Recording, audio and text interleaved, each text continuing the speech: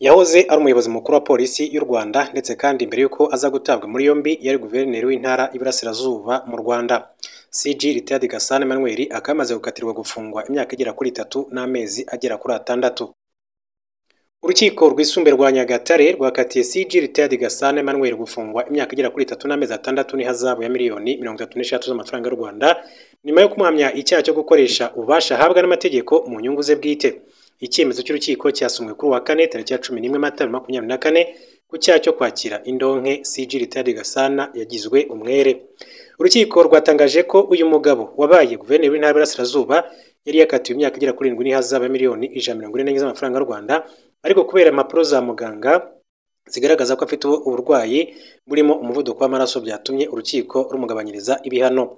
Ikindi urukiko rwavuzeho ni ikijyanye n'indishyi zasabwe na karinganire zingana n'ibihumbi 365 by'amadolari Amerika z'igihombo yatewe no gukoresha amafaranga yari yahawe n'abaturage b'Ikarenge mu gucukura amazi mu isambu ya Gasana.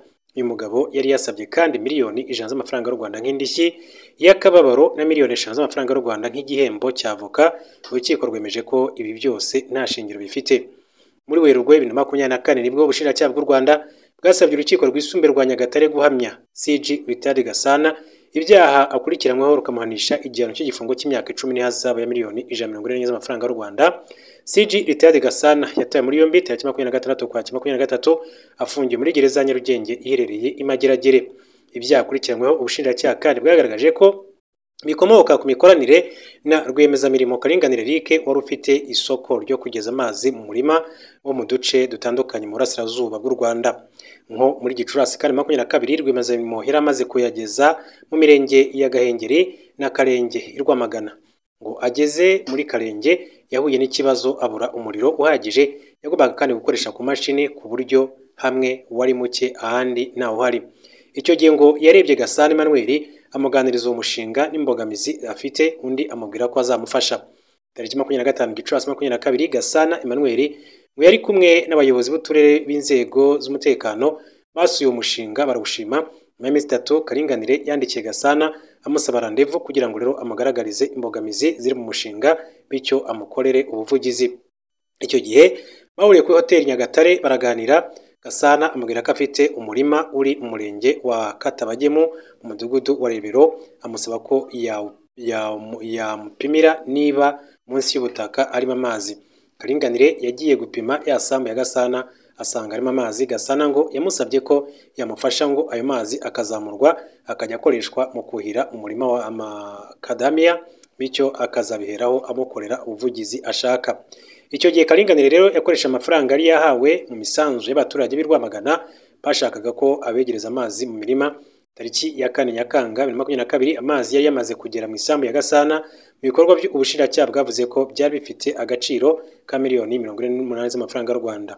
Nyuma Gasana yatangiye gukorera Karinganire ubuvugizi, abwira abameya barimo wa Rwamagana na Gatsibo kuzashaka uyu mugabo ngo baganire kugira ngo abasobanurire umushinga we. Yanahuje Karinganire n'abayobozi ba koperative ya Ntende ihinga umuceri kugira ngo abafashe kubona amazi kuko ubuhinzi bw'umuceri bukenera amazi menshi.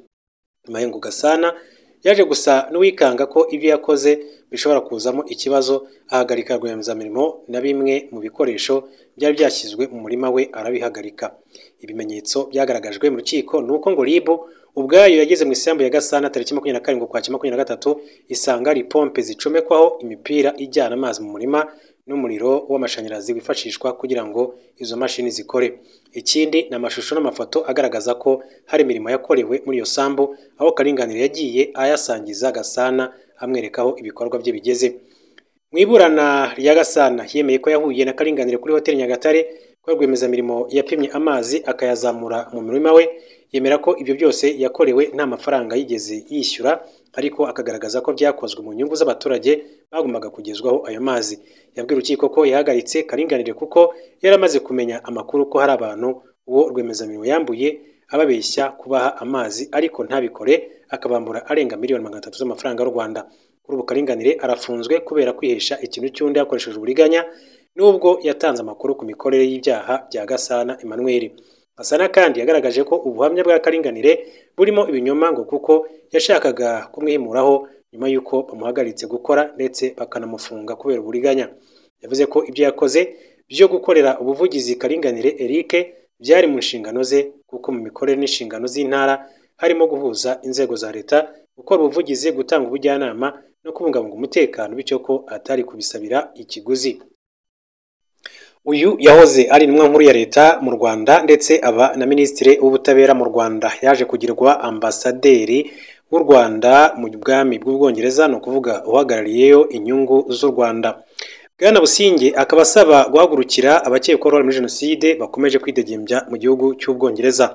Mu gihe abanyarwanda baba mu Bwongereza bibuka ku nshuro ya 30 jenoside yakorewe abatutsi mu mwaka wa 1994 kuwa gatatu tariki ya 10 Mata, ambasaderi w'u Rwanda mu Bwongereza Johnson Businge yasabye ko hatangwa ubutabera ku bakekwaho muri jenoside bakomeje kwisha ari benshi cyane muri iki gihugu cyo mu Burayi.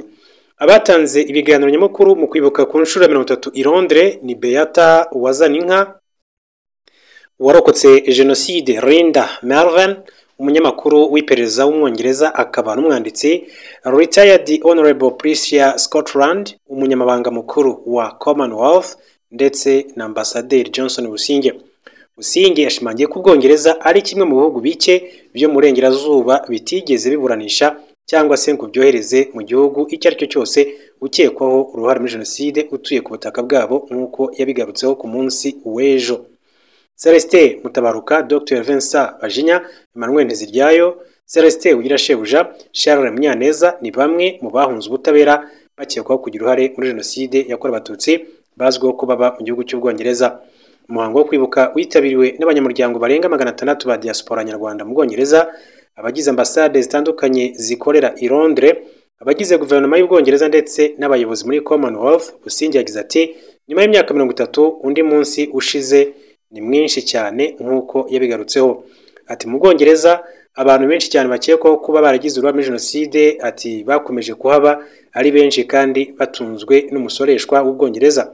Hari ibimenyetso bihagije byemeza ko aba bakekwaho baburanishwa, ariko nyuma y'imyaka 30 abahotewe baracyategereje umunsi wabo mu rukiko. Businge niwe yagiye abigarukaho. Yavuze ko abategetsi b'u Rwanda bakoranye na bagenzi babo bo mu Bwongereza ariko biba iby'ubusa. Ati twumva ko bisaba igihe cyo gutegura imanza nk'izo, ariko nyuma y'imyaka 30 umunsi ushize ati nundi mwinshi cyane. Icyo dusaba nuko aba bagabo bagira umunsi wabo mu rukiko k'ubutabera bwemererwa gukora akazi kabwo nk'uko Businge yabivuze. Bwana Johnson Businge yavuze ko ari ngombwa kureba niba inzira y'ubucamanza itazatinda kubera ko abakekwaho gukora itsembabwoko ndetse n'abashyigikiye bakomeje kuba ibirindiro gusa byo guhakana jenoside mu Bwongereza. Yashimangiye ko urungano rw'abanyarwanda bavutse mu gihe cya jenoside yakorewe abatutsi na nyuma yacyo biteguye gukomeza ibyagezweho mu rugendo rw'imyaka 30 y'ubumwe bw'igihugu ndetse no kwiyubaka.